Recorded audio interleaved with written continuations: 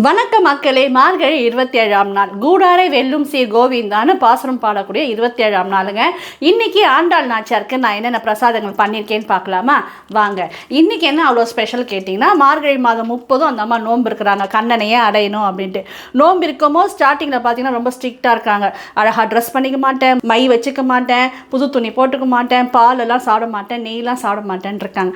நோன்பு அப்படியே முடிஞ்சுன்னு கிட்ட வந்துடுச்சு இல்லைங்களா? இப்போ அந்த அம்மாவுக்கு நம்பிக்கை வந்துடுச்சு, நம்ம அதில் நோம்பில் ஜெயிச்சிடுவோம், கண்ணனை அடைவோன்ற நம்பிக்கையில் சந்தோஷமாக இன்றைக்கி நம்ம அந்த அம்மாவுக்கு நினச்சி இன்றைக்கி நம்ம செலிப்ரேட் பண்ணுறோம். கூடாரை வெல்லும் அப்படின்னா முதல்ல பிரசாதங்கள் பார்த்துடலாம் வாங்க. இது அக்கார வடிசலுங்க. இது சக்கரை பொங்கல் மாதிரி தான். சக்கரை பொங்கல் தண்ணியில் வேக வைப்போம், இதை பாலிலே வேக வச்சுருக்கோங்க.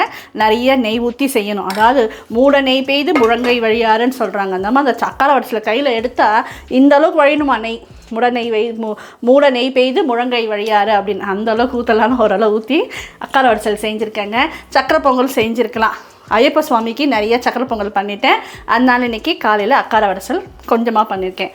அப்புறம் புசுன்னு எப்பயும் போல் பெருமாளுக்கு உகுந்த உளுந்து வடை, அப்புறம் வெண்பொங்கலும் ரெடியாக இருக்குங்க. சேமியா பாயாசம் எப்பயும் போல் நித்தம் செய்யக்கூடிய நெய்வேத்தியமாக சாதம் வடிச்சிட்டேங்க.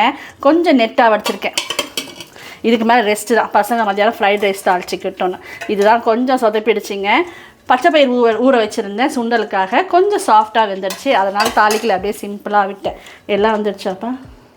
இன்றைக்கி பார்த்திங்கன்னா புது துணியெல்லாம் வச்சு வடை பாயசத்தோடு சாமி கும்பிடுவோம். அது மாதிரி தான் நானும் இன்றைக்கி சாமி கும்பிட்டுருக்கேன். உங்கள் வீட்டிலலாம் இந்த கூடார வெல்லும் கோவிந்தான்ற பாடக்கூடிய பாசுரம் பாடி இன்றைக்கி சாமி கும்பிட்ற பழக்கம் இருக்கான்னு கமெண்ட்டில் சொல்லுங்கள்.